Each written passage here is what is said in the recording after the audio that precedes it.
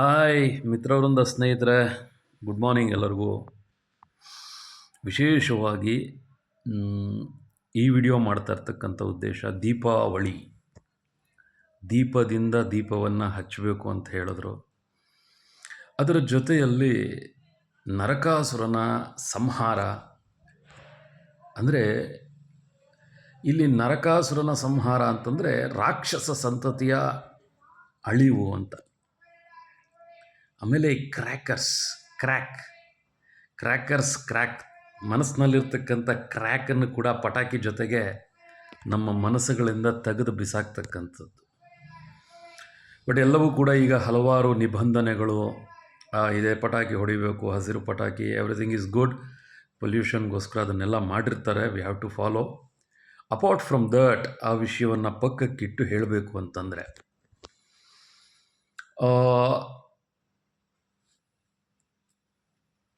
ಈಗ ಆಗ್ಬಿಡುತ್ತೆ ರೀ. ಪ್ರಿಪ್ರೇಷನ್ ಆಗಿದ್ದರೂ ಕೂಡ ಕೆಲವೊಂದು ಸಲ ಈ ಥರ ಎಲ್ಲ ಆಗುತ್ತೆ.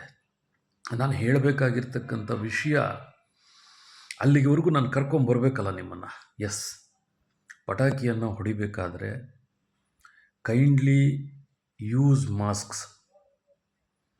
ಅಂದರೆ ಉಸಿರಾಟದ ಸಮಸ್ಯೆ ಇರ್ತಕ್ಕಂಥವ್ರು, ಹೊಗೆ ಆಗದೇ ಇರ್ತಕ್ಕಂಥವ್ರು, ನಂತರದಲ್ಲಿ ಅಕ್ಕಪಕ್ಕ ಯಾರಾದರೂ ತುಂಬ ವಯಸ್ಸಾಗಿರ್ತಕ್ಕಂತಹ ಭಯಗ್ರಸ್ತರಿರ್ತಾರೆ. 60 ವರ್ಷ 70 ವರ್ಷ ಇರ್ತಕ್ಕಂಥವ್ರು, ವಯಸ್ಸಾಗಿರ್ತಕ್ಕಂಥವ್ರು. ಅಂದರೆ ಅವ್ರಿಗೆ ಅಂತಲ್ಲ, ಹಲವಾರು ಮಂದಿ ಕೆಲವೊಮ್ಮೆ ಜೀವ ಭಯದಲ್ಲಿ ಬದುಕ್ತಾ ಇರ್ತಕ್ಕಂಥವ್ರು ಇರ್ತಾರೆ. ಏನೋ ಶಬ್ದ ಆದರೆ they will feel panic, anxiety. So ಮತ್ತು ಮನೆ ಅಕ್ಕಪಕ್ಕ ಇರ್ತಕ್ಕಂಥ ಪ್ರಾಣಿಗಳು, ನೀವೇ ಸಾಕಿರ್ತಕ್ಕಂಥ ನಾಯಿಗಳು, ಅದಕ್ಕೆ ಪ್ರಿಪ್ರೇಷನ್ ಇರೋದಿಲ್ಲ. ಈಗ ಮನುಷ್ಯರು ದೀಪಾವಳಿ ಬರುತ್ತೆ, ಹಬ್ಬ ಬರುತ್ತೆ, ದೇ ಫೀಲ್ ಓಕೆ, ನಮಗೆ ಗೊತ್ತಾಗುತ್ತೆ ಪಟಾಕಿ ಹೊಡಿತಾರೆ, ಪಟಾಕಿ ಹಬ್ಬ. ತುಂಬ ಸ್ವಲ್ಪ ಬುದ್ಧಿ ಇರ್ತಕ್ಕಂಥ ಯಾವುದಾದ್ರೂ ಸಾಕು ಜೀವಿಗಳಿದ್ರೆ ಅದಕ್ಕೂ ಒಂದು ಪಟಾಕಿ ಹೊಡೋಷ್ಟೊತ್ತಿಗೆ ಇದು ಯಾವಾಗ ಹೊಡೆದಿದ್ರು ಅನ್ನೋದು ಗೊತ್ತಿರುತ್ತೋ ಏನೋ. ಯಾಕೆಂದರೆ ಅದಕ್ಕೂ ಸಮ್ ಪಾರ್ಟ್ ಆಫ್ ಮೆಮೊರೀಸ್ ಇರುತ್ತೆ. ಬಟ್ ಮಾನಸಿಕ ಸ್ಥಿತಿ ಅಂತಕ್ಕಂಥದ್ದು ಬಹಳ ಇಂಪಾರ್ಟೆಂಟ್. ಆ ಪಟಾಕಿ ಹೊಡೆಯುವಾಗ ದಾರಿಯಲ್ಲಿ ಬರ್ತಾ ಇರ್ತಕ್ಕಂಥವ್ರಿಗೆ ತಿಳಿಸಿ. ಪಾಪ ಏನೋ ಹಾಲು ಪ್ಯಾಕೆಟ್ಗೋ ಮೊಸರು ಪ್ಯಾಕೆಟ್ಗೋ ಏನಕ್ಕೋ ಹೊರಗಡೆ ಅವ್ರ ಪಾಡ್ಗೋರು ಹೋಗ್ತಾ ಇರ್ತಾರೆ. ಅಂಟಿಸ್ಬಿಟ್ಟು ಇವರು ಹೋಗ್ಬಿಟ್ಟು ಭಯ ಪಟ್ಬಿಟ್ಟು ಈ ಮಕ್ಕಳು ಮರಿಗಳು ಪಾಪ ಹೋಗ್ಬಿಟ್ಟು ಅಲ್ಲೆಲ್ಲೋ ಸಂದಿಲಿ ಹಿಂಗೆ ನಿಂತ್ಕೊಂಡು ಹಿಂಗೆ ನೋಡ್ತಾ ಇರ್ತಾರೆ, ಹಿಂಗೆ ಹೊಡಿಯುತ್ತೋ ಇಲ್ವೋ. ಆ ಹಾಲು ಪ್ಯಾಕೆಟಿಗೆ ಬರೋ ಹೆಂಗಸರೋ ಮಕ್ಕಳು ಅಥವಾ ಯಾರೋ ಟೂ ವೀಲರಲ್ಲಿ ಹೋಗೋರು ಆ ಪಟಾಕಿ ಹೊಡೆಯೋ ಡಾಮ್ ಅಂತ ಹಿಂಗೆ ಬೆಚ್ಚ ಬೀಳ್ತಾರೆ. ಅವರು ಅದನ್ನು ಸುಧಾರಿಸ್ಕೊಳಕ್ಕೆ ಬೇಕಾಗಿರೋ ಟೈಮು ನಿಮಗೆ ಗೊತ್ತಿಲ್ಲ. ಸೈಕಾಲಜಿನಲ್ಲಿ ಕೇಳಿ ಹೇಳ್ತಾರೆ. ಅವರ ಭಯದಿಂದ ಹೊರಗಡೆ ಬರೋದಕ್ಕೆ ತಗೊಳ್ಳೋ ಸಮಯ ಎಷ್ಟಿರುತ್ತೆ ಅಂತ. That is called some shocking moments ಕೆಲವರಿಗೆ, ನಾಟ್ ಎವ್ರಿ ಒನ್. ಸೊ ನಿಮ್ಮ ಪಟಾಕಿ ಹೊಡಿತಕ್ಕಂತಹ ಸ್ಥಳದ ಆಯ್ಕೆ ತುಂಬ ಇಂಪಾರ್ಟೆಂಟ್ ಇರುತ್ತೆ. ತುಂಬ ಢಾಮ್ ಅಂತ ಹೊಡಿತಕ್ಕಂತಹ ಶಬ್ದಗಳೇನಾದರೂ ಇದ್ದರೆ ಬೆಳಗ್ಗೆ ಹೊತ್ತು ಹೊಡಿರಿ. ಅಂದರೆ in between time of 11 to 2 ಒಳಗೆ ಮುಗಿಸ್ಕೊಳ್ಳಿ, ಅಥವಾ 4 ಒಳಗಡೆ ಮುಗಿಸ್ಕೊಳ್ಳಿ. ಏಕೆಂದರೆ ಎಲ್ಲರೂ ಕೂಡ ಆವಾಗ ಕೆಲಸದ ಸಮಯದಲ್ಲಿರ್ತಾರೆ. ಅಥವಾ ರಾತ್ರಿ ಹೊಡೆದ್ರೂ ಕೂಡ ಮಲಗದ ಮೇಲೆ ಯಾರಿಗೂ ಡಿಸ್ಟರ್ಬ್ ಮಾಡೋಕ್ಕೆ ಹೋಗಬೇಡಿ ಅಂತಕ್ಕಂಥದ್ದು. ಕೇಳೋವ್ರಿಗೆ ಮಾತ್ರನಪ್ಪ, ನಂಗೆ ಗೊತ್ತು, ನಾನು ಎಲ್ರಿಗೂ ಹೇಳಲ್ಲ. ಯಾರು ಇದನ್ನು ಕೇಳ್ತಿದ್ದಾರೆ ಅವ್ರಿಗೆ ಮಾತ್ರ. ಓಕೆನಾ? ಸೊ ಆ ಪಟಾಕಿ ಹೊಡಿಬೇಕಾದ್ರೆ ವಿಶೇಷವಾಗಿ ಉದ್ದವಾದ ಸಾಂಬ್ರಾಣಿ ಕಡ್ಡಿ ಬರ್ತದೆ. ಮಕ್ಕಳಿಗೆ ಕೊಡುವಾಗ ದಯವಿಟ್ಟು ಅದನ್ನು ಕೊಡಿ. ಪ್ಲೈನ್ ಗ್ಲಾಸಸ್ ಇದ್ದರೆ ಹಾಕಿ ಮಕ್ಕಳಿಗೆ. ಕನ್ನಡಕಗಳು ಸೇಫರ್ ಸೈಡಲ್ಲಿ, ಸೇಫರ್ ಝೋನಲ್ಲಿರುತ್ತೆ. ಏಕೆಂದರೆ ಈ ಪಟಾಕಿ ಸಿಡಿದಾಗ it hit sometimes, not every time. ಬೇರೆ ಎಲ್ಲಾದರೂ ಆದರೆ ಇಟ್ ಕ್ಯಾನ್ ರಿಕವರ್. ಅದು ಸರಿ ಹೋಗ್ತಕ್ಕಂಥ ಸ್ಕಿನ್ ಡ್ಯಾಮೇಜ್ ಏನಾದರೂ ಆದರೂ ಕೂಡ ರಿಕವರ್ ಆಗೋದಕ್ಕೆ ಅವಕಾಶಗಳಿರುತ್ತೆ. ಕಣ್ಣು ಬಹಳ ಸೂಕ್ಷ್ಮ ಪ್ರದೇಶ ಇರ್ತದೆ. So wear some 0 power glasses. ಕಣ್ಣಿಗೆ ಬೀಳ್ದಿರ ಅಂಥ ಪಟಾಕಿಗಳು ಹೊಡೆಯೋಕ್ಕೆ ಹೋಗಬೇಡಿ. In case you are trying ಅನ್ನೋದು ಅಂಥ ಪರಿಸ್ಥಿತಿ ಇದ್ದಾಗ. ಆಮೇಲೆ ಫ್ಲವರ್ ಪಾಟ್ ಸಮ್ಟೈಮ್ಸ್ ಸಿಡಿಯತಕ್ಕಂಥದ್ದು ಇರ್ತದೆ. ಅದು ಸರಿಯಾಗಿ ಫಿಲ್ ಮಾಡಿಲ್ಲ ಅಂದರೆ, is there any gap between the while they are making, ಆಗೇನಾಗುತ್ತೆ, ಅಲ್ಲೊಂದು ಎನರ್ಜಿ ಕ್ರಿಯೇಟ್ ಆಗಿ ಸಿಡಿತದೆ. ಅಂಥ ಟೈಮಲ್ಲಿ ಅದನ್ನು ಬಳಸ್ತಕ್ಕಂಥ ವಿಧಾನಗಳನ್ನು ಕಂಡುಕೊಳ್ಳಿ. ಆಮೇಲೆ ಈ ಕೆಲವು ಕೈಯಿಂದ ಹೊಡಿತಕ್ಕಂತಹ ಪಟಾಕಿಗಳು, ಅದು ಕೂಡ ಕೆಲವೊಂದು ಸಲ ಕೈಯನ್ನು ಡ್ಯಾಮೇಜ್ ಮಾಡ್ತಕ್ಕಂಥ ನಾವು ಭಾಳಷ್ಟು ಸಲ ನೋಡಿದ್ದೇವೆ. ದೀಪಾವಳಿ ಹಬ್ಬಕ್ಕೆ ಕಣ್ಣು ಆಸ್ಪತ್ರೆಗಳು ಭಾಳ ಆ್ಯಕ್ಯುರೇಟಾಗಿ ಪಾಪ ಅವ್ರ ವರ್ಕನ್ನು ಮಾಡತಕ್ಕಂಥದ್ದಕ್ಕೆ ಸಿದ್ಧರಾಗಿರ್ತಾರೆ. ನಾನು ಹೇಳ್ತಾ ಇರ್ತಕ್ಕಂಥದ್ದು ಏನಪ್ಪ ಅಂತಂದರೆ, ಆದಷ್ಟು ಪ್ರಿಕಾಷನ್ಸ್ ತೊಗೊಂಡ್ರೆ ಅಲ್ಲಿವರೆಗೂ ಹೋಗ್ತಕ್ಕಂಥ ಅವಕಾಶ ಇರೋದಿಲ್ಲ ಅಂತ. ಡಿಸಿಬಲ್ ಆಫ್ ಸೌಂಡು, ಪಟಾಕಿಗಳನ್ನು ಹೊಡೆದಾಗ ಬೇರೆಯವರಿಗೆ ಅದಕ್ಕೆ ಒಂದು ಲಿಮಿಟೇಷನ್ಸ್ ಇದೆ, ಸೌಂಡ್ ಡಿಸಿಬಲ್ಸು. ಅದನ್ನು ಮೀರಿ ಆ ಶಬ್ದವನ್ನು ಕ್ರಿಯೇಟ್ ಮಾಡ್ತಕ್ಕಂಥದ್ದು. ನಾವು ಚಿಕ್ಕಂದಿನಿಂದ ಲಕ್ಷ್ಮೀ ಪಟಾಕಿ, ಆಮೇಲೆ ಅದು ಯಾವುದದು ಗ್ರೀನ್ದು ಯಾವುದೋ ಬಾಂಬ್ದು ಆಟಮ್ ಬಾಂಬ್ ಅಂತೆಲ್ಲ ಹೇಳ್ತೇವೆ. ಸೊ ಅದೆಲ್ಲ ಕೂಡ ನಾಯ್ಸ್ ಕ್ರಿಯೇಟ್ ಮಾಡ್ತಕ್ಕಂಥದ್ದು ನಮ್ಗೆ ಅಭ್ಯಾಸ ಆಗಿರ್ತಕ್ಕಂಥದ್ದು. ಅದಕ್ಕೆ ಮೀರಿ ಶಬ್ದಗಳು ಕ್ರಿಯೇಟ್ ಮಾಡ್ತಕ್ಕಂಥದ್ದು. ಯಾಕೆಂದರೆ ದೋಸ್ ಆರ್ ಆಲ್, ಅದನ್ನೆಲ್ಲ ಸ್ವಲ್ಪ ಕ್ಯಾಲ್ಕುಲೇಷನ್ ಮಾಡೇ ಆ ಪಟಾಕಿಗಳನ್ನು ಕಂಡುಹಿಡಿದಿರ್ತಕ್ಕಂಥದ್ದು. ಸೊ ಅದರಿಂದ ಪ್ರಿಕಾಷಿಯಸ್ ಆಗಿರಿ. ಆಮೇಲೆ ಪ್ರಥಮ ಚಿಕಿತ್ಸೆಯನ್ನು ತಿಳ್ಕೊಳ್ಳಿ. ಏನಾದರೂ ಅಜಾಗರೂಕತೆ ಆದಾಗ ಏನೇನೋ ಮಾಡೋಕ್ಕೆ ಹೋಗಬೇಡಿ. ಬರ್ನ್ ಸ್ಕಿನ್ಗೆ ಅದಕ್ಕೆ ಏನು ಮಾಡಬೇಕು, ಮನೆಯಲ್ಲಿ ಅದಕ್ಕೆ ಬರ್ನಾಲ್ ಅಂತ ಬರ್ತದೆ, ಅದಕ್ಕೂ ಕೆಲವು ಪ್ರಮಾಣಗಳಿರ್ತದೆ. ನೀವೇನೇನೋ ಮಾಡೋಕ್ಕೆ ಹೋಗಿ ಅದನ್ನು ಮತ್ತೆ ಅದಕ್ಕೆ ಹಿಂಸೆ ಮಾಡೋಕ್ಕೆ ಹೋಗಬೇಡಿ. ಆದಷ್ಟು ಜಾಗರೂಕರಾಗಿ ವೈದ್ಯರನ್ನು ಸಂಪರ್ಕಿಸಿ ಏನಾದರೂ ತೊಂದರೆ ಆದರೆ. ಆಮೇಲೆ ಕಣ್ಣಿನಲ್ಲಿ ಹೊಗೆ ಅಂತಕ್ಕಂಥದ್ದು, ಮತ್ತೇನಾದರೂ ಹೋದಾಗ ಒಂದು ತಣ್ಣನೆಯ ಶುದ್ಧವಾದ ನೀರಿನಲ್ಲಿ ಕ್ಲೀನ್ ಮಾಡ್ಕೊಳ್ತಕ್ಕಂಥದ್ದು, ಇದೆಲ್ಲ ಕೂಡ ಪ್ರಥಮ ಚಿಕಿತ್ಸೆಯ ಹಿಂದೆ ಬರ್ತಕ್ಕಂಥದ್ದೇ. ಮತ್ತು ಅದಕ್ಕೆ ಇನ್ನೇನೋ ಮಾಡೋಕ್ಕೆ ಹೋಗಬೇಡಿ, ಡಾಕ್ಟ್ರುಗಳಿರ್ತಾರೆ.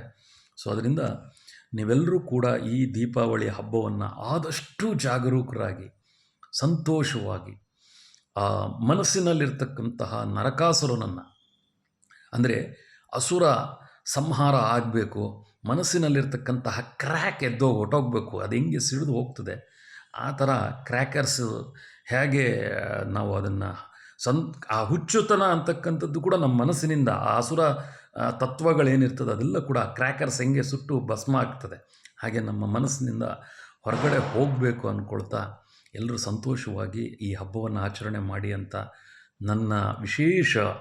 ಮತ್ತು ಇಲ್ಲಿ ವಿಶೇಷ ಅಂದಾಗ ಮಿತ್ರವೃಂದ ಅಂದಮೇಲೆ ಅದೇ ವಿಶೇಷ, ಅದರಲ್ಲಿ ಎಲ್ಲರೂ ಇದ್ದಾರೆ. ಸೊ ಅದರಿಂದ ನಾನು ಮತ್ತೆ ಒತ್ತಿ ಹೇಳಬೇಕಾಗಿಲ್ಲ. ನನ್ನ ಎಲ್ಲ ಮಿತ್ರವೃಂದದ ಸ್ನೇಹಿತರು, ಅವರ ಕುಟುಂಬದವರು, ಮತ್ತು ಇಲ್ಲಿ ಮಿತ್ರವೃಂದದಲ್ಲಿ ಶಿಷ್ಯರು ಇರ್ತಾರೆ, ಗುರುಗಳು ಇರ್ತಾರೆ, ಸಂಬಂಧಗಳಿರ್ತದೆ, ಅಣ್ಣ ತಮ್ಮ ಅಕ್ಕ ತಂಗಿ ಅಂತ.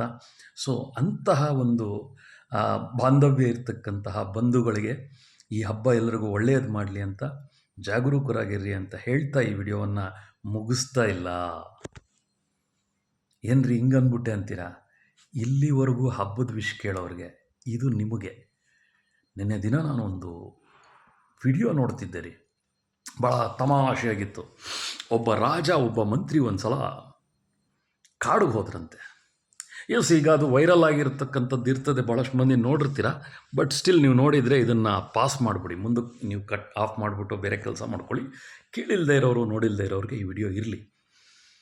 ಅವರಿಬ್ಬರು ನಡ್ಕೊಂಡು ಹೋಗ್ತಾ ಇರಬೇಕಾದ್ರೆ ಆ ಮಂತ್ರಿಗೆ ಒಂದು ಕೆಟ್ಟ ಚಟ ಇತ್ತಂತೆ. ಏನಪ್ಪ ಅಂತಂದರೆ, ಏನೇ ಹೇಳಿದ್ರು, ರಾಜ ಏನೇ ಹೇಳಿದ್ರು ಒಳ್ಳೆಯದಾಯ್ತು ಬಿಡಿ ಅಂತಕ್ಕಂಥದ್ದು.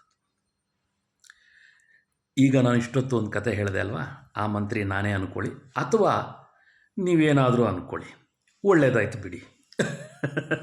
ಸೊ ಆ ಒಳ್ಳೆಯದಾಯಿತು ಬಿಡಿ ಅನ್ನೋ ಪದ ಬಹಳ ಇರಿಟೇಟ್ ಮಾಡ್ತಾ ಇರುತ್ತೆ ರಾಜನಿಗೆ. ತುಂಬ ಏನು ಕೇಳಿದ್ರು ಒಳ್ಳೆಯದಾಯ್ತು ಬಿಡಿ. ಇವತ್ತು ನಾನು ಉಪ್ಪಿಟ್ಟು ತಿಂದೆ, ಒಳ್ಳೆಯದಾಯ್ತು ಬಿಡಿ. ಮಂತ್ರಿ, ಇವತ್ತು ನಾನು ಕಾಫಿ ಕುಡಿದೆ, ಒಳ್ಳೆಯದಾಯ್ತು ಬಿಡಿ. ಮಂತ್ರಿ, ಇವತ್ತು ನಾನು ಅರ್ಜೆಂಟಾಗಿ ಮೀಟಿಂಗ್ ಕರಿಬೇಕು, ಒಳ್ಳೆಯದಾಯ್ತು ಬಿಡಿ. ಹೀಗೆ ಮಂತ್ರಿ ಹೇಳಿ ಆ ರಾಜನಿಗೂ ಕೂಡ ಬಹಳ ಮುಜುಗರ ಆಗಿರೋದನ್ನು, ಕೋಪವನ್ನು ಸಹಿಸಿಕೊಂಡು ಮತ್ತೊಂದೊಂದು ಸಲ ಕೋಪ ಬಂದರೂ ಆ ಕೋಪವನ್ನು ತೋರ್ಪಡಿಕೆ ಮಾಡಿಕೊಂಡು ಒಳ್ಳೆಯದಾಯ್ತು ಬಿಡಿ ಅಂದ್ಕೊಂಡು ಬದುಕ್ತಾರೆ. ಹೀಗಿರಬೇಕಾದ್ರೆ ಒಂದು ದಿನ ಅವರು ಈ ಕಾಡಿಗೆ ಹೋಗೋಣ, ಯಾವುದೋ ಒಂದು ಕಾಡು ಪ್ರಾಣಿ ಇವರ ಒಂದು ರಾಜ್ಯದಲ್ಲಿ ತೊಂದರೆ ಮಾಡ್ತಾ ಇರ್ತದೆ. ಆ ಕಾಡು ಪ್ರಾಣಿಯನ್ನು ಹಿಡಿಬೇಕು ಅಂತ ಹೇಳಿಬಿಟ್ಟು ಇವ್ರೇನು ಮಾಡ್ತಾರೆ ಅಂತಂದರೆ, ಈ ರಾಜ ಮಂತ್ರಿ ಇಬ್ಬರೇ ಹೋಗ್ತಾರೆ. ಬಾ, ಕಾಡು ಪ್ರಾಣಿ ನಮ್ಮ ರಾಜ್ಯದ ಜನರಿಗೆ ಭಾಳ ತೊಂದರೆ ಮಾಡ್ತಾ ಇದೆ, ಹೋಗಿ ಸಾಯಿಸ್ಬಿಡೋಣ ಬಾ ಅದನ್ನು. ಒಳ್ಳೆಯದಾಯ್ತು ಬಿಡಿ. ಅದಕ್ಕೂ ಆ ಮಂತ್ರಿ ಉತ್ತರ, ಒಳ್ಳೆಯದಾಯ್ತು ಬಿಡಿ, ಬಾ ಹೋಗೋಣ. ಆಯಿತು. ಸೀದಾ ನಡ್ಕೊಂಡು ಹೋಗ್ತಾ ಇದ್ರು. ಎಷ್ಟು ದೂರ ಹೋಗ್ತಾರೆ, ಆ ಕಾಡು ಪ್ರಾಣಿ ಕಾಣಿಸಲ್ಲ. ಏನು ಮಾಡೋದು ಮಂತ್ರಿ, ನನಗೆ ಕಾಡು ಪ್ರಾಣಿ ಎಲ್ಲಿ ಹುಡುಕಿದ್ರೂ ಕಾಣಿಸ್ತಾ ಇಲ್ಲ, ಒಳ್ಳೆಯದಾಯ್ತು ಬಿಡಿ. ಇವ್ರಿಗೆ ಜುಟ್ಟು ಕಿತ್ಕೊಳ್ಳೋ ಅಷ್ಟು ಕೋಪ ಬಂದ್ಬಿಡುತ್ತೆ ರಾಜರಿಗೆ. ಅರೆ, ನಾವು ಬಂದಿದ್ದು ಆ ಪ್ರಾಣಿಯನ್ನು ಸಾಯಿಸಬೇಕು ಅಂತ, ಅದು ರಾಜ್ಯದ ಜನರಿಗೆ ತೊಂದರೆ ಮಾಡ್ತಾಯಿದೆ, ಏನಿದು ಹೀಗೆ ಹೇಳ್ಬಿಟ್ರಲ್ಲ ಮಂತ್ರಿ, ನೀನು ಎಲ್ಲದಕ್ಕೂ ಹೀಗಂದರೆ ಹೇಗಪ್ಪ, ಏನು ಮಾಡಲಿ, ಒಳ್ಳೇದಾಯ್ತು ಬಿಡಿ. ಮತ್ತೆ ಅದೇ ಉತ್ತರ ಸ್ವಲ್ಪ ಇರಿಟೇಟ್ ಆಗುತ್ತೆ. ಯಾಕೆಂದರೆ ರಾಜನಿಗೆ ಸಿಗಬೇಕಾದ ಸಮಯಕ್ಕೆ ಆ ಕಾಡು ಪ್ರಾಣಿ ಕಾಣಿಸ್ತಾ ಇಲ್ಲ. ಮಧ್ಯಾಹ್ನ ಆಗ್ಬಿಟ್ಟಿದೆ, ಸುಡು ಸುಡು ಬಿಸಿಲು, ಹೊಟ್ಟೆ ಹಸಿವು. ಆದರೂ ಬೇಜಾರು ಮಾಡಿಕೊಂಡು ಸರಿ ನಡಿ ಇನ್ನೊಂದು ಸ್ವಲ್ಪ ಮುಂದಕ್ಕೆ ಹೋಗಿ ನೋಡೋಣ, ಅಲ್ಲೆಲ್ಲಾದರೂ ಇದೆಯಾ ನೋಡೋಣ ಅಂತ ಹಾಗೆ ಇನ್ನೊಂದು ಚೂರು ಅದರ ಕುರುಹುಗಳನ್ನು ಹುಡುಕೊಂಡು ಹೋಗ್ತಾ ಇರಬೇಕಾದ್ರೆ ವಿಪರೀತವಾದ ಹಸುವಾಗ್ಬಿಡುತ್ತೆ. ಆ ರಾಜ ನೋಡ್ತಾನೆ, ಮಂತ್ರಿ ಹಸುವಾಗ್ತಾ ಇದೆಯಪ್ಪ, ನಾವು ಏನೂ ತಂದುಕೊಂಡಿಲ್ಲ ಇಷ್ಟೊತ್ತಿಗೆ, ಆಲ್ರೆಡಿ ನಾವು ಆ ಕಾಡು ಪ್ರಾಣಿಯನ್ನು ಸಾಯಿಸಬೇಕಾಗಿತ್ತು, ನಮ್ಮ ಕೈಯಲ್ಲಿ ಸಾಧ್ಯ ಆಗಲಿಲ್ಲ, ಹೊಟ್ಟೆ ಹಸಿತಾ ಇದೆ. ಒಳ್ಳೇದಾಯ್ತು ಬಿಡಿ. ಏನಯ್ಯ ಎಲ್ಲದಕ್ಕೂ ಒಳ್ಳೇದಾಯ್ತು ಬಿಡಿ ಅಂತೀಯಾ? ಆ ಕಾಡು ಪ್ರಾಣಿಯನ್ನು ಸಾಯಿಸೋದಕ್ಕೆ ಬಂದಿದ್ದೀವಿ ಮಧ್ಯಾಹ್ನ, ನಾನು ರಾಜ, ನಂಗೆ ಹೊಟ್ಟೆ ಹಸುವಾಗ್ತಾ ಇದೆ. ಹಸು ಕೂಡ ಒಳ್ಳೆಯದೇ ಮಾಡುತ್ತೆ ಸ್ವಾಮಿಗಳೇ, ಹಸು ಕೂಡ ತುಂಬ ಒಳ್ಳೆಯದಾಯಿತು ಬಿಡಿ. ರಾಜನಿಗೆ ಇವರು ಹೇಳ್ತಕ್ಕಂಥ ಪದವನ್ನು ಎಷ್ಟು ಪ್ರಯೋಜನಕಾರಿಯಾಗಿರುತ್ತೆ ಅಂತ ಅನ್ನೋದಕ್ಕೆ ಅವನು ಹೇಳಿದ್ದೆಲ್ಲ ಕೂಡ ಒಳ್ಳೆಯದೇ, ಅದು ಒಳ್ಳೆಯದಾಯ್ತು ಬಿಡಿ, ಹಸು ಒಳ್ಳೆಯದೇ ಅಲ್ವಾ, ಒಳ್ಳೆಯದಾಯಿತು ಬಿಡಿ, ಓಕೆ ಸರಿ. ಆದರೆ ಹಸು ತಡೆಯೋಕ್ಕಾಗಲ್ಲ ರಾಜನಿಗೆ, ತನಕಲಾಡ್ತಾ ಇರ್ತಾರೆ, ಹೀಗೆ ಹಾಗೆ ಹಾಗೆ ಹೀಗೆ. ಅಲ್ಲೆಲ್ಲೋ ಒಂದು ದೂರದಲ್ಲಿ ಒಂದು ಏನೋ ಹಣ್ಣಿನ ಗಿಡದ ಥರ ಕಾಣಿಸುತ್ತೆ, ಹತ್ತಿರ ಹೋಗ್ತಾರೆ. ಮಂತ್ರಿ ಅವರನ್ನು ಅನುಸರಿಸ್ಕೊಂಡು ಸುತ್ತಲೂ ನೋಡಿಕೊಂಡು, ಯಾಕೆಂದರೆ ರಾಜನನ್ನು ಪ್ರೊಟೆಕ್ಟ್ ಮಾಡಬೇಕಲ್ಲ, ಎಲ್ಲವನ್ನು ನೋಡ್ಕೊಂಡು ಹೋಗ್ತಾ ಇರಬೇಕಾದ್ರೆ ಆ ಮರದಲ್ಲಿ ಒಂದು ಮರ ಕಾಣುತ್ತೆ. ಮರದಲ್ಲಿ ಒಂದೇ ಒಂದು ಹಣ್ಣು ಇರ್ತದೆ, ವಿಶೇಷ ಅದು ನೋಡಿ. ಅದೇ ಹೇಳೋದು ವಿಚಿತ್ರ, ಕೆಲವೊಂದು ಸಲ 10 ಹಣ್ಣಿರ್ಬೋದು, ಆದರೆ ರಾಜ ನೋಡಿದ ಗಿಡದಲ್ಲಿ ಒಂದೇ ಒಂದು ಹಣ್ಣು. ರಾಜ ಮಂತ್ರಿಗೆ ಹೇಳ್ತಾನೆ, ಏನಯ್ಯ ಇದು ಅಂತಾರೆ. ಏನು ಸುಗುರುಗಳು, ಏನು ಸ್ವಾಮಿಗಳೇ, ಈ ಮರದಲ್ಲಿ ಒಂದೇ ಒಂದು ಹಣ್ಣಿದೆ, ಒಳ್ಳೇದಾಯ್ತು ಬಿಡಿ ಅಂತಾರೆ ಮಂತ್ರಿ. ಮತ್ತೆ ತಲೆ ಕೆರ್ಕೋಬೇಕು, ತಲೆ ಕೆರ್ಕೊಳ್ತಾರೆ ರಾಜ, ಏನಪ್ಪ ಇದು, ಮತ್ತೆ ಇದಕ್ಕೆ ಒಳ್ಳೇದಾಯಿತು, ಸರಿ ಅದನ್ನು ಕಿತ್ಕೋತಾರೆ. ಕಿತ್ಕೊಂಡು ಅದನ್ನು ಹಂಚಬೇಕು. ಇಬ್ಬರಿದಾರಲ್ವ, ರಾಜನಿಗೆ ವಿಪರೀತವಾದ ಹಸು. ಸರಿ ಬಿಡು, ನೀನು ಒಳ್ಳೇದಾಯಿತು ಅಂದ್ಯಲ್ಲ, ಒಳ್ಳೆಯದೇ ಆಗಲಿ, ಈ ಹಣ್ಣನ್ನು ನಾನೇ ತಿಂತೀನಿ, ನನಗೆ ತುಂಬ ಹಸುವಿದೆ, ಒಳ್ಳೇದಾಯಿತು ಬಿಡಿ ಅಂತ. ಅಟ್ಲೀಸ್ಟ್ ಅರ್ಧ ಹಣ್ಣು ಕೇಳ್ತಾನೆ ಅನ್ನೋದು ರಾಜನ ಮನಸ್ಥಿತಿ ಇರುತ್ತೆ. ಮಂತ್ರಿ ಅರ್ಧ ಹಣ್ಣು ಕೊಡಿ ನನಗೂ ಹಸುವಿದೆ ಅಂತ ಕೇಳ್ತಾನೆ ಅಂದರೆ ಆ ಮಂತ್ರಿ ಹಾಗೆ ಹೇಳೋದಿಲ್ಲ, ಒಳ್ಳೇದಾಯ್ತು ಬಿಡಿ ಅಂತಾನೆ. ಅದು ಎಲ್ಲಿರುತ್ತೋ ಕೋಪ, ರಾಜನಿಗೆ ಎಷ್ಟು ಸಹಿಸ್ಕೊಂಡಿರ್ತಾರೆ. ಅದು ಯಾವುದೋ ನೋಡಿ, ಮನುಷ್ಯನಿಗೆ ಕೋಪ ಅಂತಕ್ಕಂಥದ್ದು ಎಷ್ಟೋ ವರ್ಷಗಳ ಒಳ್ಳೇದಾಯಿತು ಬಿಡಿ ಅನ್ನೋ ಕೋಪ, ಆ ಅಸಹನೆ, ಅದರ ಪ್ರಮಾಣ ಅವನನ್ನು ಜೋರಾಗಿ ತಳ್ಳಿಬಿಡ್ತಾನೆ ರಾಜ ಕೋಪದಲ್ಲಿ. ಹಣ್ಣು ಹಸುವು ಇಬ್ಬರು ತಿನ್ನೋಣ ಅಂತೀಯ ಅಂತ ಅಂದ್ಕೊಂಡ್ರೆ ನಿನಗಿಲ್ವ ಹಸುವು, ಒಳ್ಳೇದಾಯ್ತು ಬಿಡು ಅಂತೀಯ ನನಗೆ. ಆ ಮಂತ್ರಿ ಪಾಪ ಆ ಆವೇಶದಲ್ಲಿ ರಾಜ ತಳ್ಳಿದಾಗ ಒಂದು ಹಳ್ಳಕ್ಕೆ ಪಕ್ಕದಲ್ಲೇ ಒಂದು ಹಳ್ಳ ಇರ್ತದೆ, ಅಲ್ಲಿ ಬಿದ್ದೋಗ್ಬಿಡ್ತಾನೆ ಮಂತ್ರಿ. ಅವನಿಗೆ ಯಾವಾಗಲೂ ಕೋಪ ಬರಲ್ಲ, ಒಳ್ಳೇದಾಯ್ತು ಬಿಡಿ ಅಂದ್ಕೊಂಡು ಅವ್ನು ತಲೆ ಕೆರ್ಕೊಂಡು ಆ ಹಳ್ಳದಲ್ಲಿ ಬಿದ್ದೋಗಿರ್ತಾನೆ. ಏನೋ ಒಳ್ಳೇದಾಯ್ತು ಬಿಡಿ ಅಂದ್ಕೊಂಡು ತಲೆ ಕೆರ್ಕೊಂಡು ಆ ಕಡೆಗೆ ಇರ್ತಾನೆ. ಅವನಿನ್ನ ಮೇಲಕ್ಕೆ ಬರಬೇಕು.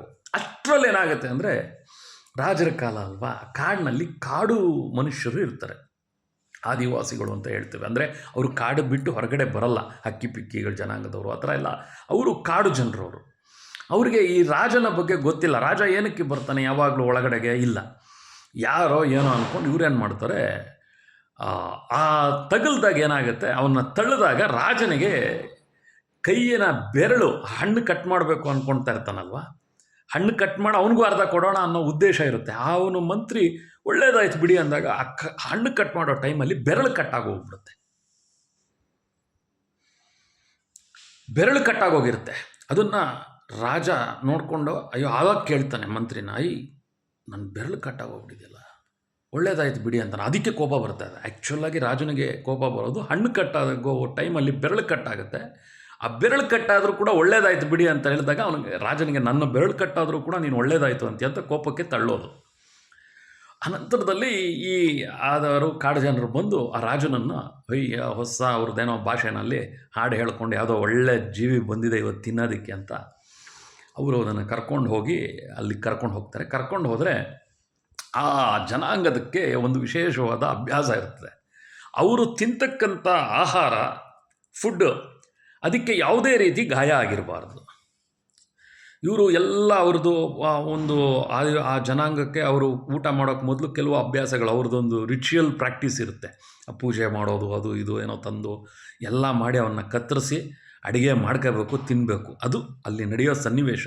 ಎಲ್ಲ ಮಾಡ್ತಾರೆ, ಇನ್ನೇನು ತಿನ್ನಬೇಕು, ಅದಕ್ಕೆ ಬೇಕಾದಂಥ ಪ್ರಾಕ್ಟೀಸ್ ಎಲ್ಲ ಆಗೋಗಿದೆ. ಅವನನ್ನು ಸರಿಯಾಗಿ ಗಮನಿಸಿರಲ್ಲ, ಅರ್ಜೆಂಟಲ್ಲ, ಅವರು ಹಸುವಲ್ಲಿರ್ತಾರೆ. ಆಗ ನೋಡಿದಾಗ ಕೈಯಲ್ಲಿ ರಕ್ತ ಬರ್ತಾ ಇರ್ತದೆ, ಆ ಬೆರಳು ಕಟ್ಟಾಗೋಗಿರೋದು ರಕ್ತ ಬರ್ತಾ ಇರ್ತದೆ. ಅದನ್ನು ನೋಡಿದವರು ಇದು ತಿನ್ನೋದಕ್ಕೆ ಯೋಗ್ಯವಾದ ಜೀವ ಅಲ್ಲ, ಇದನ್ನು ಕಳಿಸ್ಬಿಡಿ ಇದನ್ನು ಅಂತ ಹೇಳ್ಬಿಟ್ಟು ಕಳಿಸ್ಬಿಡ್ತಾರೆ. ಇವತ್ತು ಊಟ ನಮಗಿಲ್ಲ, ಏನದು ಅದರ ಒಂದು ಸವಿ ನಮಗಿಲ್ಲ, ಇವನನ್ನು ನಾವು ತಿನ್ನೋ ಹಾಗಿಲ್ಲ, ಇದಕ್ಕೆ ಬೆರಳಿಲ್ಲ. ಇದಕ್ಕೆ ಸೀದಾ ರಾಜ ಬೇಜಾರಲ್ಲಿ ಒಂದು ಕಡೆ ಬದುಕದಿಯೇ ಆ ಬಡಜೀವವೇ ಅಂತ ಸೀದಾ ಬರ್ತಾ ಇರ್ತಾನೆ. ಬರ್ತಾ ಇದ್ದರೆ ಮಂತ್ರಿ ಅಲ್ಲಿ ಬಿದ್ದಿರೋನು ಅವನು ಕೂಡ ನಿಧಾನಕ್ಕೆ ಎದ್ದು ಬರ್ತಾ ಇರ್ತಾನೆ. ಆಮೇಲೆ ಈ ರಾಜ ಅಲ್ಲಿಂದ ದೂರದಿಂದ ನೋಡಿ ಕೂಗ್ತಾ ಇರ್ತಾನೆ, ಮಂತ್ರಿ ಮಂತ್ರಿ ಮಂತ್ರಿ ಅಂತ. ಕಣ್ಣಿಗೆ ಕಾಣಿಸಲ್ವಲ್ಲ, ಎಲ್ಲ ಕಾಡಿಗೆ ಹೋಗ್ಬಿಟ್ರೆ ಎಲ್ಲಿದ್ದಾನೋ ಮಂತ್ರಿ, ಎಲ್ಲೋದ್ನೋ ಅಂತ. ಮಂತ್ರಿ ಮಂತ್ರಿ ಮಂತ್ರಿ ಅಂದರೆ ಅವನು ಅಲ್ಲಿಂದ ಕೂಗ್ತಾನೆ, ನಾನು ಇಲ್ಲೇ ಇದ್ದೀನಿ ಸ್ವಾಮಿ ಅಂತ. ಈ ರಾಜ ಅಲ್ಲಿಗೆ ಹೋಗ್ತಾನೆ, ಅವ್ನು ಬಿದ್ದು ಅವನಿಗೂ ಏಟಾಗಿರುತ್ತೆ. ಆವಾಗ ರಾಜ ಹೇಳ್ತಾನೆ, ಅಲ್ಲ ಕಣಯ್ಯ, ನಿನ್ನ ನಂಬಿ ನಾನು ನಿನ್ನ ಜೊತೆಗೆ ಬಂದರೆ ಅಲ್ಲಿ ನನ್ನ ಕರ್ಕೊಂಡು ಹೋಗ್ಬಿಟ್ರು, ನನ್ನ ಆದಿವಾಸಿಗಳು ಕರ್ಕೊಂಡು ಹೋಗ್ಬಿಟ್ಟು ನನ್ನನ್ನು ಸ್ವಲ್ಪ ಇದ್ದಿದ್ರೆ ತಿಂದಾಕ್ಬಿಟ್ಟಿರೋರಲ್ವ, ಒಳ್ಳೇದಾಯ್ತು ಬಿಡಿ ಅಂತಾನೆ ರಾಜ.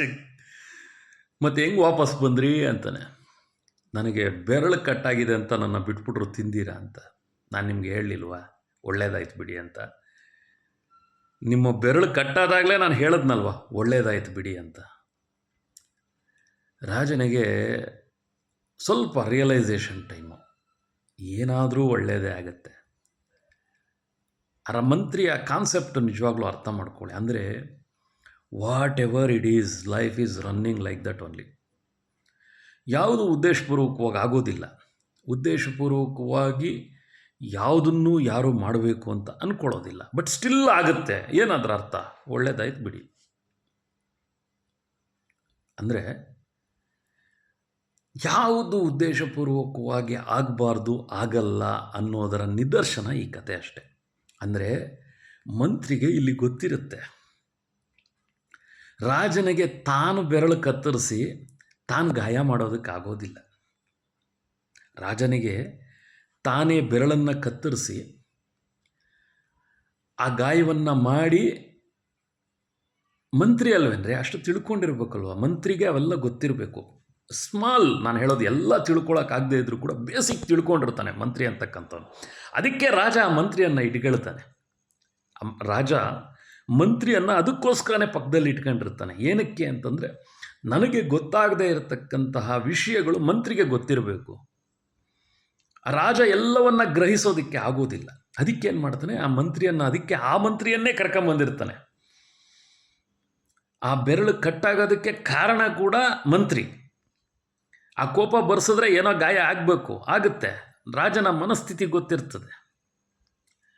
ಅದೇ ಮಂತ್ರಿ ಅಂದರೆ ಆ ಗಾಯ ಆಗುತ್ತೆ, ಈಗ ಕೆಳಗಡೆ ಬೀಳ್ತಾರೆ, ಈತಂಗೆ ಗಾಯ ಆಗುತ್ತೆ. ಹೋಗಲಿ ಬಿಡಿ, ಆ ಮಂತ್ರಿ ಹೇಳ್ತಾನೆ, ಹೋಗಲಿ ಬಿಡಿ ರಾಜರೇ, ಸದ್ಯ ನಾನು ಇಲ್ಲಿರೋದು ನೋಡಿ ನಾನು ಅಲ್ಲಿಗೆ ಬರ್ದೇ ಇದ್ದಿದ್ದೆ ಒಳ್ಳೇದಾಯಿತು. ನನ್ನ ನೋಡಿದ್ರೆ ನನ್ನ ಕರ್ಕೊಂಡು ಹೋಗಿರೋರು ನಿಮ್ಮ ಜೊತೆಗೆ, ನಾನು ಬದುಕುಳಿದ್ನಲ್ಲ, ಒಳ್ಳೇದೇ ಆಯ್ತಲ್ವ.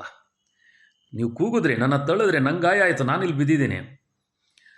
ನೀವು ಅಲ್ಲಿ ಹೋದ್ರಿ, ನಿಮಗೆ ಬೆರಳು ಕಟ್ಟಾಯಿತು, ನೀವು ಉಳಿದ್ರಿ, ಇಲ್ಲಿ ನಾನೂ ಉಳಿದೆ, ಒಳ್ಳೇದಾಯ್ತಲ್ವ ಸ್ವಾಮಿ, ಒಳ್ಳೇದಾಯ್ತು ಬಿಡಿ. ಸೊ ಇಂಥ ಕಥೆಗಳಲ್ಲಿ ಸೂಕ್ಷ್ಮಗಳನ್ನು ಗಮನಿಸಬೇಕಾಗತ್ತೆ ಸ್ನೇಹಿತರೆ, ಸೂಕ್ಷ್ಮಗಳನ್ನು ಗಮನಿಸಬೇಕಾಗತ್ತೆ. ಏನು ವಿಚಾರವಾಗಿ, ಏನು ಹೇಗೆ ಅಂತಕ್ಕಂಥದ್ದನ್ನು ಅರ್ಥ ಮಾಡ್ಕೊಳ್ತಕ್ಕಂಥ ಮನಸ್ಥಿತಿಗೆ ನೀವು ಬರಬೇಕಾಗತ್ತೆ. ಇಷ್ಟಕ್ಕೆ ಮೊದಲೇ ಈ ಸುಧಾಮೂರ್ತಿಯವರು ಅವರ ಒಂದು ಆ ಸಭೆಯಲ್ಲಿ ಹೇಳ್ತಾರೆ ನೀತಿ ಕಥೆಗಳು ಅಂತ. ಈ ನೀತಿ ಕಥೆಗಳು ನಿಮಗೆ ಬಹಳ ಬಹಳ ಒಳ್ಳೆಯ ಎಜುಕೇಷನ್ ಕೊಡುತ್ತೆ. ಯು ಪೀಪಲ್, ನೀವು ಅಂದ್ಕೊಂಡಿದ್ದೀರಾ as you know a lot, as I know a lot ಅಂತಕ್ಕಂಥದ್ದು, ಅದೆಲ್ಲ ಅಲ್ಲ. ವಿಷಯಾಧಾರಿತವಾಗಿ ವಿಚಾರಗಳನ್ನು ಚರ್ಚೆ ಮಾಡ್ತಕ್ಕಂಥ ಸಂದರ್ಭದಲ್ಲಿ ಯಾರು ಯಾವುದನ್ನು ಸಮರ್ಥವಾಗಿ ಗೆಲ್ತಾರೆ, ಅಂದರೆ ಅಲ್ಲಿ ಮೋಸ ಇರಬಾರದು. ಮತ್ತು ಧರ್ಮದ ಮೋಸ ಬೇರೆ, ಮಹಾಭಾರತ ಅದನ್ನೇ ಹೇಳ್ತದೆ, ಧರ್ಮದ ಮೋಸ ಬೇರೆ. ನೂರಾರು ಜನ, ಸಾವಿರಾರು ಜನ, ಲಕ್ಷಾಂತರ ಜನ, ಅದೆಲ್ಲ ಲೆಕ್ಕ. ಈ ಧರ್ಮ ಅಂತಕ್ಕಂಥದ್ದು ಒಳ್ಳೆಯದು ಕೆಟ್ಟದ್ದು ಕರ್ಮಫಲದಲ್ಲಿ ಬರುತ್ತದೆ, ಏನಾದರೂ ಮಾಡಿ ಬರ್ತದೆ. ಅದು ಅದಕ್ಕೆ ಕರ್ಣನ ನಿದರ್ಶನ ಎಷ್ಟಿದೆ. ಅದರಲ್ಲಿ ನಿಮಗೆ ಮಹಾಭಾರತದಲ್ಲಿ ಇರ್ತಕ್ಕಂಥದ್ದೇ ಕರ್ಮಫಲದ ನಿದರ್ಶನ. ಎಂಥ ಒಳ್ಳೆಯ ಕರ್ಣ, ಅವನ ರಥ ಹೂತು ಬಿಡ್ತದೆ, ಮಣ್ಣಲ್ಲಿ ಕೂತ್ಕೊಂಡ್ಬಿಡ್ತದೆ.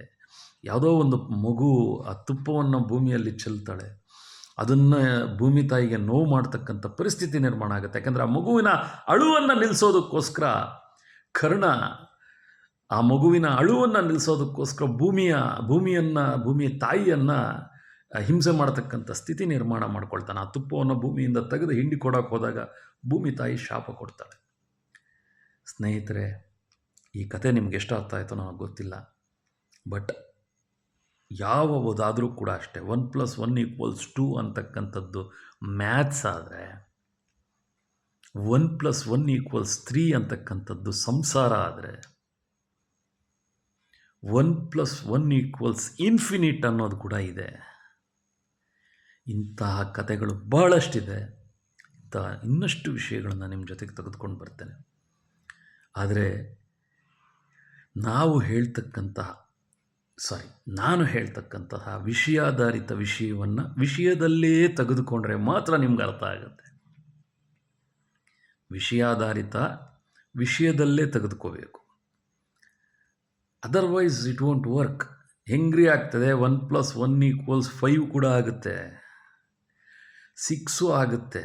ಒಂದು ಆಪಲ್ ಒಂದೇ ಇರುತ್ತೆ, ಅದನ್ನು ಹೆಚ್ಚಿದ್ರೆ ಎಷ್ಟು ಬೇಕಾದರೂ ಮಾಡಬಹುದು. ಇದೆಲ್ಲ ಕೂಡ ವಿಷಯಾಧಾರಿತ ಅಷ್ಟೇ. ಎಲ್ಲಿ, ಹೇಗೆ, ಯಾವ ರೀತಿ ನಾವು ಅದನ್ನು ವಿವರಣೆ ಕೊಡ್ತೀವಿ ಅಂತಕ್ಕಂಥದ್ದಷ್ಟೇ. ಸೊ ಇನ್ನಷ್ಟು ವಿಷಯಗಳೊಂದಿಗೆ ನಿಮ್ಮೆಲ್ಲರ ಮಿತ್ರ ISTA ಇಷ್ಟ ಪಣಿ ಮತ್ತಷ್ಟು ವಿಷಯಗಳೊಂದಿಗೆ. Thank you. Keep on watching ISTA ಇಷ್ಟ. ಕನ್ನಡದಲ್ಲಿ ಆ ಪದಕ್ಕೆ ಸಮ ಅಲ್ಲ ಇದು. ಈ ಶಕಾರಕ್ಕೆ ಟಾವತ್ತು ಇಷ್ಟ. ತೆಲುಗುನಲ್ಲಿ ಈ ಶಕಾರಕ್ಕೆ ಠಾವತ್ತು ಕೊಟ್ಟು ಶೂನ್ಯಾಕಾರ ಅಂಕಾರ ಹಾಕಬೇಕು, ಇಷ್ಟಂ ಅಂತ ಹೇಳ್ತಾರೆ. ಹೀಗೆ ಪದಗಳು. ಆಮೇಲೆ ಇಂಗ್ಲೀಷ್ನಲ್ಲಿರ್ತಕ್ಕಂಥ ಇಷ್ಟ, it is not a like. ISTA it's a brand name. Thank you.